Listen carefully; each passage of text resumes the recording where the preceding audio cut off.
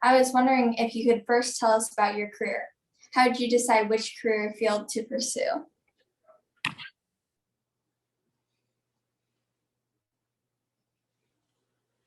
Hi, Erica. Could you put up the slides, please? Well, hi, everyone. Thank you again for inviting me. My name is Jesse Vasquez. Thank you for the intro. And just a quick slide here to recap what was said. I'm a first-generation college graduate. I decided to pursue the field of STEM, and I got my Bachelor's of Science at UC Santa Barbara and my Master's of Science in Biotechnology from CSUCI here in Carpinteria. And in addition to that, biotech certificates that provide additional training. So going back to the question, why did I pursue this career? Originally, I've always wanted to be a veterinarian, and so I was interested in science in general, just living things, animals, just nature. And so part of that really just stirred that curiosity of choosing a path in biology and choosing my major. And so that was kind of the reason why I chose this path, just the need and the want to learn about the world, learn about the things around us and how, things work. And so that's why I pursue this career path. That's so cool. I was just wondering, what other career fields do you work with frequently in your job? Is there any others? Yeah, and so kind of to touch base more specifically, the field that I work in now is biotechnology. And so it is a pretty broad field that uses living systems and organisms to develop or make products. So things to make our life better or improve our health. And so that's where the field I work now. Next slide, please. And the great thing about biotechnology that it's everywhere. There's a global and local footprint on many companies doing a lot of work to improve our lives, the human condition, and the environment. Next slide. And so, when you think of a biotech career, you're thinking, oh, this is just full of scientists, right? People with biology degrees, chemistry, engineering. But that's not necessarily the case. There are other individuals and people with different education and background that we work with, right? A scientist can't do it all. And so we work with people in IT, which is information technology. We work with accountants. We work with project managers, people who are business oriented. We work with marketing and sales. So there's a long list here, as you can see in this tree. It all starts in the middle, R&D, research and development, which is where I work. And then it branches out into all these different sectors where they're all critical to be able to start from an idea to have a global impact and selling and producing products all over the world. So you can be in biotech as not as just a scientist, but you could also be as a business person, sales, marketing. There's a lot of things that go into play. And so yeah, those are that's to answer your question. That's a lot of different careers that we interact with. That's so cool that there are so many different pathways that you can take, and that it all starts with where you work. I was just wondering, what is your favorite part of your job, and what is your least favorite part of the job?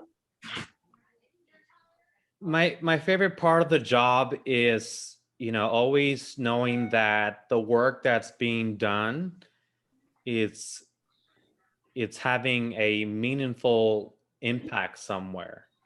That's a very big picture answer, and I think for me that's my favorite part, knowing that every day I go to work and all my my effort and time is being spent on something that's going to help someone down the line. And so to me, that's a constant reminder that I have to tell myself, to kind of stay happy. But obviously, with every task or just life in general, there are things that are not so favorable, right? Things that you don't necessarily like. And, it changes. It depends.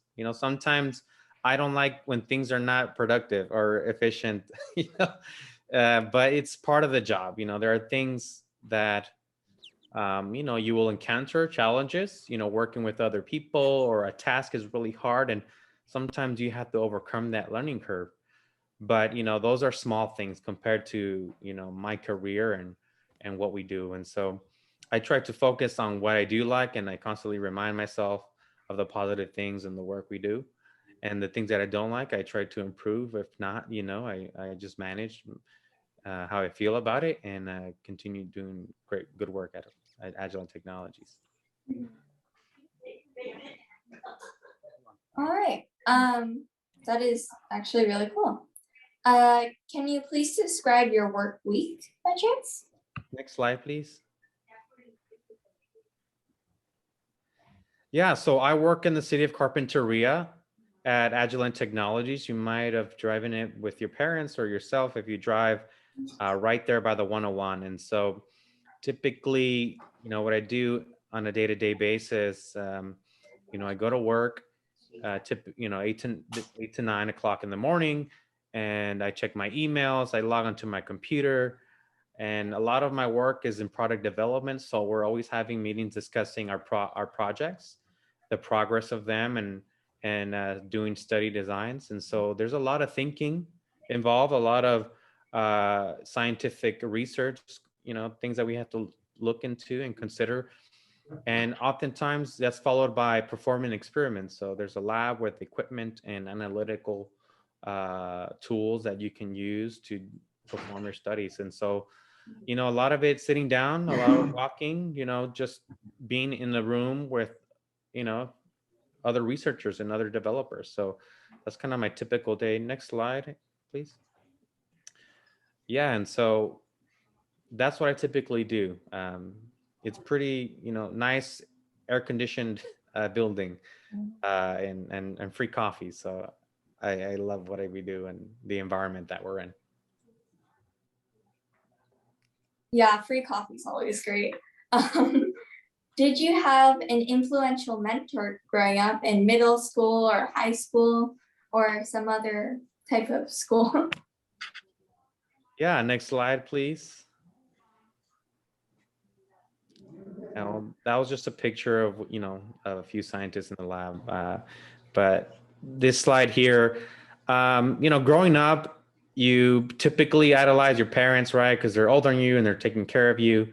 But, you know, my influences for me were obviously, you know, my parents, my grandparents, just understanding that, you know, just knowing what they do and how hard they work to provide for myself and my two other siblings.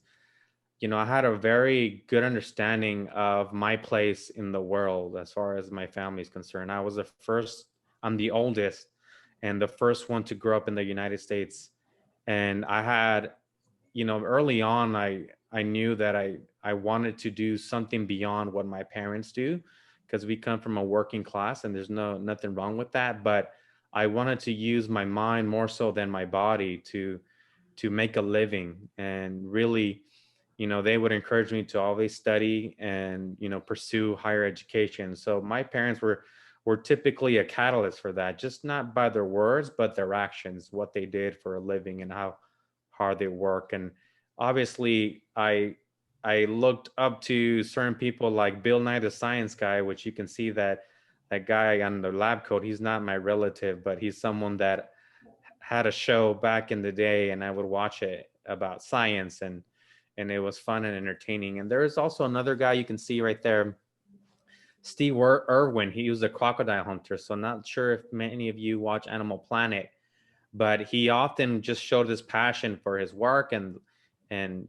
helping and treating animals and just studying them. And so I think that sense of curiosity I got from them. And not to mention, obviously, you know, teachers and counselors and educators in our school systems. You know, there were certainly individuals that, you know, encouraged me to pursue and apply for college. You know, without them really seeing something in me, who knows, right? Sometimes teachers and our educators see something in a student where you can't see it yourself.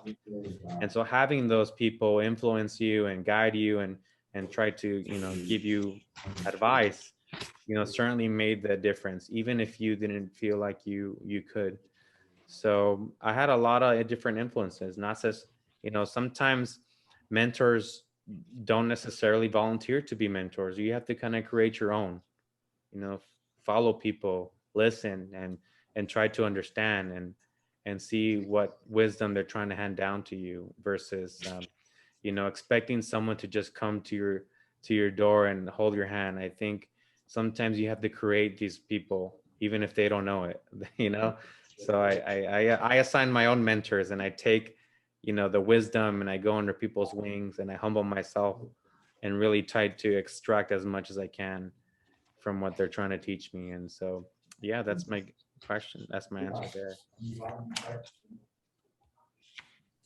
All right, that's amazing. I just wanted to introduce you to Bo. She's at La Cumbre Junior High too. I think she is our other student panelist. Bo, would you like to continue? Yeah, hi, thank you for having me here. So I just want to ask about your experience with college. Like, did you go straight to a community college, start in the workforce? What was that experience like for you? Next slide, please. Yeah, so I mean, what a lot of people don't know when you see or hear about someone like me who works in the industry. I mean, this has been like 20 years in the making. So I graduated high school in 2005. I went straight to the university at UC Santa Barbara. I'm a local here in Ventura County. And, I spent 4 years there studying biology and pretty much narrowing down what field I wanted to be in. And biotech was what I decided to do. And so after that, I spent, I was done with college. I was like, what do I do with my life? I don't know. Do I go back to school or do I go to work? And, there was an interesting time back in 2009. So I decided to leave the state of California and pursue a job in Maryland. And so Maryland is well known for biotech. A lot of research is being done out there. And so I spent close to 5 years working in the industry. And at the same time, you know, going back to school at a city college, doing some post-bac work and getting some certifications just to improve my training. And then after that, I decided to return to California and get my master's degree. And so that kind of fast forward, that leads to today. But just to kind of circle back to the university, I love being at UC Santa Barbara. It was amazing. It was fun. I mean, I just love being challenged and learning new things. But obviously, I had a transition where it was difficult. It was difficult to be a full-time student, and the expectations were really high. And frankly, I was not prepared. I had, all the motivation, the potential, but I survived. I passed my classes. I did research internships. I met so many people and made a lot of friends. And till this day, I connect with a lot of those individuals that I met at UC Santa Barbara, but just because, we bonded while we were there. We were very like-minded. And so UC Santa Barbara was, the most challenging time of my life, but also the most fun. And I think I grew a lot, from going through that experience, and obviously, set up my career path pretty well, because of that, going to college and getting a higher degree. So it was great. It was hard, but it was worth it. That's amazing. I was just wondering if you could go back in time to your 13-year-old self, what advice would you give to yourself? Next slide, please. Yeah, so for all you any Marvel fans, you would get this reference here, but if you don't watch Marvel, there's a wizard in the picture above, and the tech guy down below, and And the story is, there was an evil villain who beat everyone and made half the universe disappear. But there is a way to go back in time, and there was a few things that had to happen. And so here's kind of the scene there where Iron Man had to do a certain thing and then to change the destiny, right? So trying to use that metaphor here. My advice to my 13-year-old self is just study more. I feel like I was pretty good in school and things came to me easy, but sometimes some schools are different than others, and looking back, I could just study more and just challenge myself more. In addition to that, right? You could always study more, and so, and frankly, because having good grades and having a GPA is important. I knew when I was 13 and in college, I struggled a lot, and so my GPA was not always the best, but I knew that I had potential. I knew that there was more than just this number that is scholastically defining me. I never let it stop me. But a GPA can open a lot of doors, and having good grades, it can go a long way, especially with scholarships. Getting your college paid for. I mean, that's something that many of you are going to have to look into going forward. So having good grades and studying more, I think, are kind of go hand in hand. And it opens up also for graduate school, med school, vet school. The better, at least, and at least knowing you tried. I think that was for me what kept me satisfied and happy. Is I gave it my all. Even if I didn't get the GPA I wanted, I gave it my all. So study more and challenge yourself. I think the earlier, if I challenged myself more when I was 13, I think that's still freshman year in high school. But even before then, I would look back and just fail early. You want to fail in junior high. You don't want to fail like when you're in college and master's degree, because certain things you can't take back, and if or retry, because it costs money. So really challenge yourself, even if you think you're like, I'm at the best. I'm like, well, there's another level that you haven't achieved for yourself. Not compare yourself to others, but really challenge yourself. That means read more, take a class that you're a little worried about. So that's what I mean by challenge yourself, right? You want to fail early so that you can extract the lessons from a failure or from just trying. And so that when you come to your next challenge, you'll be equipped with that experience. And so the last thing that I would say is, just continue to believe in yourself. Often the most challenging thing we face is our own thoughts, our own psyche. When we are doing things in life, we think it's someone else bringing us down, but in reality, it's that little voice that's sometimes holding you back. And that's your intuition talking sometimes, and sometimes you have to trust it. But really, all in all, believe in yourself, even if you can't see what's the next step, right? Even if you can't see the future, but just believe in yourself, be happy with the effort that you put in, and make sure that you're continuing to do that. And so that's what I tell my 13-year-old self. I mean, I thank my 13-year-old self all the time. Thank you for making it through, for overcoming your struggles, for overcoming your insecurities, and really just taking a giant leap of faith and doing all these things, because it all worked out in the end for me.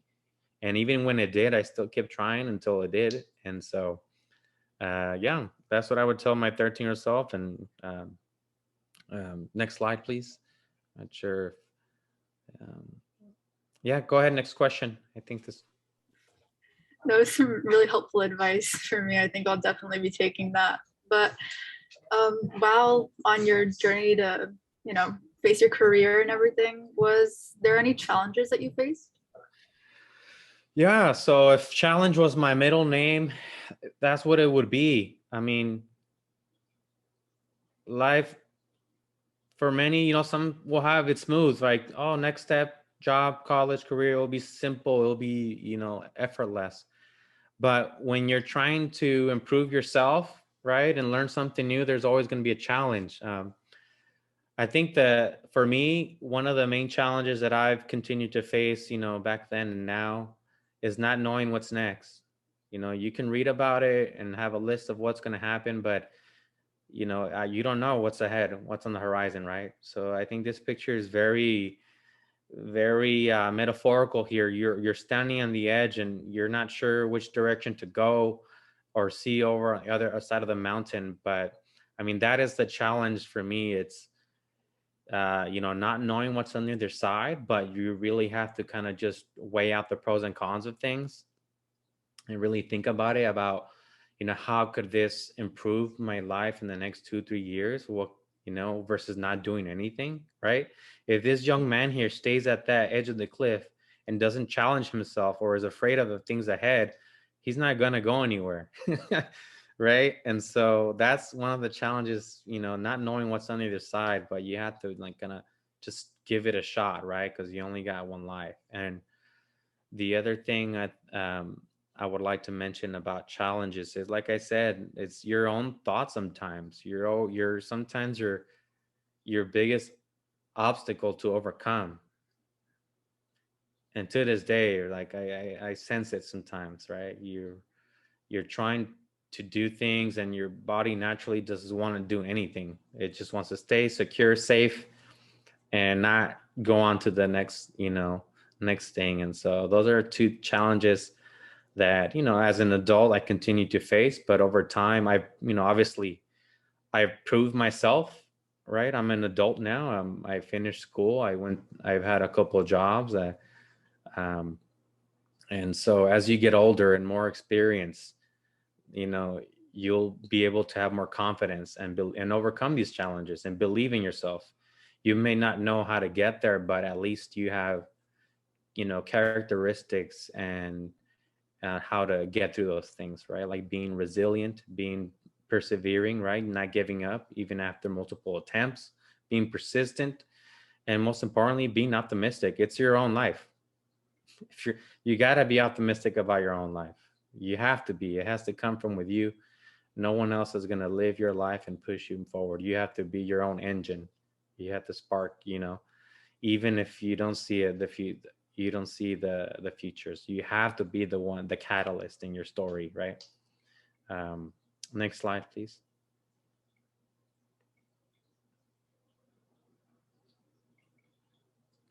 Go ahead with the next question. All right. I was just wondering, how has your job changed since this pandemic or COVID?